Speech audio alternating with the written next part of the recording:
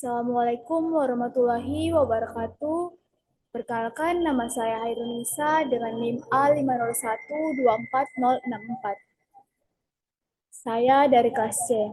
Nah, di kesempatan kali ini, saya akan memperlihatkan bagaimana cara pengerjaan uji normalitas, uji homogenitas, uji linearitas, uji korelasi, dan uji T dengan menggunakan aplikasi SPSS.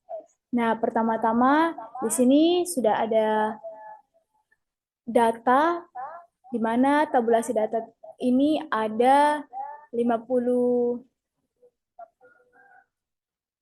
data di sini. Nah, kemudian kita ke variabel view untuk mengubah yang ini, yang kita kasih jadi X, terus yang ini variabel kedua kita jadikan Y. Terus ini kita beri label, ini disiplin.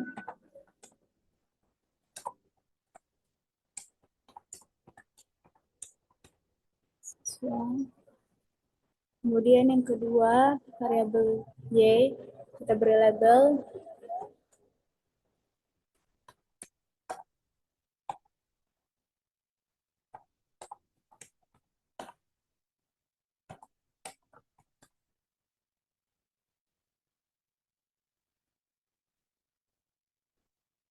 Nah, kemudian kita beralih ke data view tadi. Nah, untuk menentukan itu yang pertama, kita ke analyze untuk menguji normalitas. Kita ke analyze, terus kita ke regression, terus kita ke linear, terus pindahkan data, di mana definisi belajar siswa atau variabel X ini ke independen karena dia merupakan variabel bebas. Terus kemudian belajar variabel Y itu dipindahkan ke dependen, di mana variabel Y ini adalah variabel terikat. Kemudian kita save, terus kita ke residual, terus kita centang yang unstandardized ini. Kemudian kita continue, lalu oke. Nah, lalu kita ke analyze lagi, terus kita ke non-parametric test, terus kita ke legacy dialog, terus ke satu sampel KS ini, terus yang unstandardized residual tadi ini, kita pindah ke samping, kemudian tekan OK. Ini penjelasan saya mengenai uji normalitas, di mana data yang tadi saya pindahkan ke sini, terus di sini hasil uji menunjukkan bahwa nilai sig sebesar kurang dari 0,001 dan nilai Monte Carlo-nya sebesar 0,000. Karena nilai tersebut lebih kecil dari 0,05 dan 0,05 juga lebih, dan 0,001 lebih kecil dari 0,05 dan 0,00 lebih kecil dari 0,05, maka dapat simpulkan bahwa data tidak berdistribusi normal.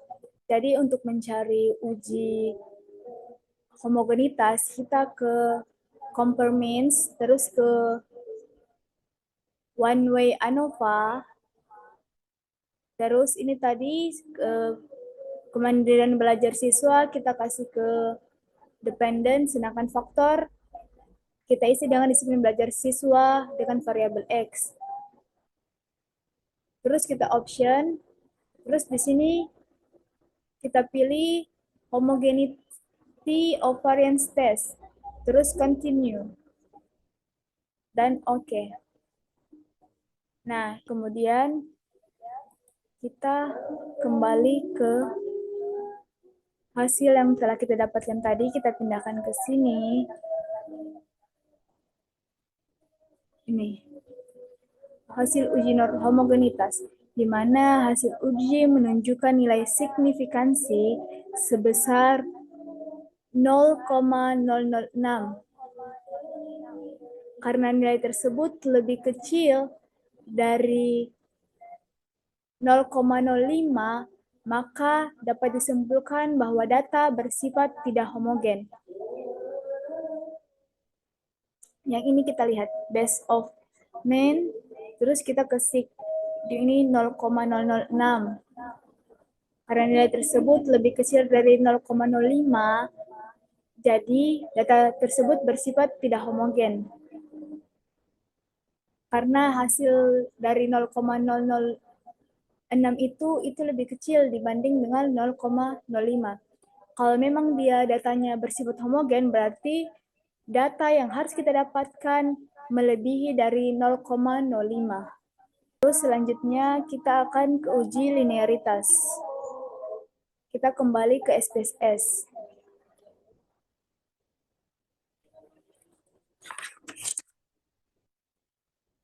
Nah, untuk mencari linearitas, kita masih ke analyze lagi, terus kita ke compare means, terus kita ke means, terus sama disiplin belajar, ke independen, karena dia merupakan variabel bebas, dan kemudian belajar dia ke dependen karena variabel terikat.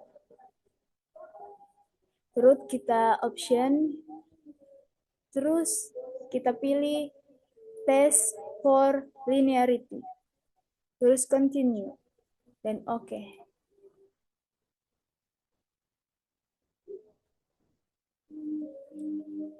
Nah, ini yang kita dapatkan. Terus yang ini penjelasannya kita taruh di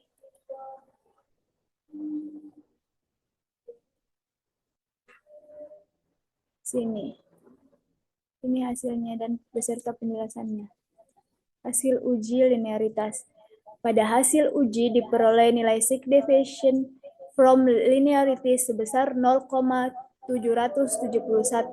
Karena nilai tersebut lebih besar dari 0,05, di mana 0,771 lebih besar dibanding 0,05, maka dapat disimpulkan bahwa tidak terdapat penyimpangan dari linearitas. Artinya, ada hubungan antara kemandirian belajar siswa dan disiplin belajar siswa bersifat linear. Terus kita ke uji korelasi lagi, di mana kita kembali ke SPSS lagi. Nah, untuk uji korelasi, di sini kita ke analyze, terus kita ke correlate, terus kita ke bivariate, terus data X, variabel X dan Y kita pindahkan ke samping. Karena dataku bersifat tidak normal, maka kita pakai yang Spearman ini. Yang centang person ini kita hapus, dan saya juga pakai one pilot karena dataku positif di hipotesisnya. Terus oke. Ini sudah correlation-nya ada didapat. Nah, yang ini tadi beserta penjelasannya kita lihat di Word yang ini. Nih.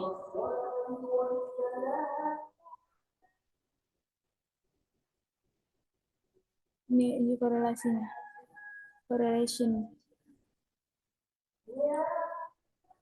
Di mana uji hasil korelasi dengan menggunakan range Spearman. Kenapa menggunakan range Spearman? Karena dataku bersifat tidak normal, maka saya menggunakan uji korelasi dengan range Spearman. Namun ketika data berdistribusi normal, maka kita yang gunakan adalah person. Cuman karena saya berdistribusi tidak normal, maka saya gunakanlah uji hasil korelasi dengan rank Spearman. Berdasarkan hasil uji rank Spearman diperoleh nilai signifikan C sebesar 0,015. Ini. Yang ini. 0,15 yang sig satu toilet 0,015. Di mana 0,015 ini lebih kecil dari 0,05 yang berarti terdapat hubungan yang signifikan di mana nilai koefisien korelasi sebesar 0,309. Ini 309. Correlation coefficient. Nah, dengan nilai koefisien korelasi sebesar 0,309 menunjukkan bahwa hubungan tersebut berada dalam kategori rendah dengan arah hubungan yang positif. Kita ke uji T.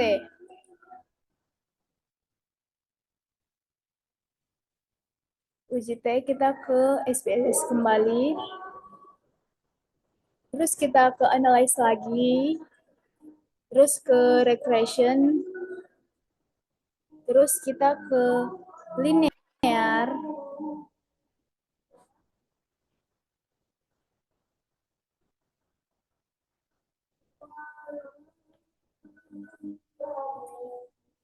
Terus yang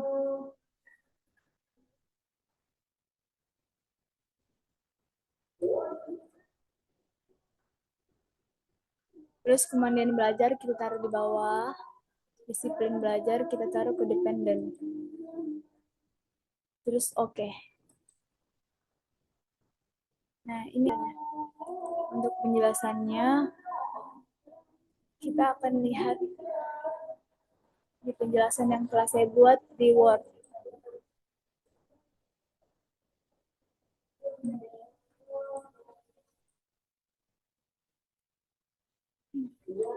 Berdasarkan tabel koefisien diperoleh nilai T hitung sebesar 1364. Yang dilihat ini. Kemandirian belajar siswa 1364. Ini nilai T hitung. Dengan signifikansi sebesar 0,179 ini. 0,179 kita lihat di sig ini. Karena nilai signifikansi uji satu arah 0,179 dibagi 2 sama dengan 0,0895 lebih besar dari 0,05, maka dapat disimpulkan bahwa HO diterima dan HA ditolak. Artinya tidak terdapat pengaruh positif yang signifikan antara kemandirian belajar siswa terhadap disiplin belajar siswa pada data tersebut.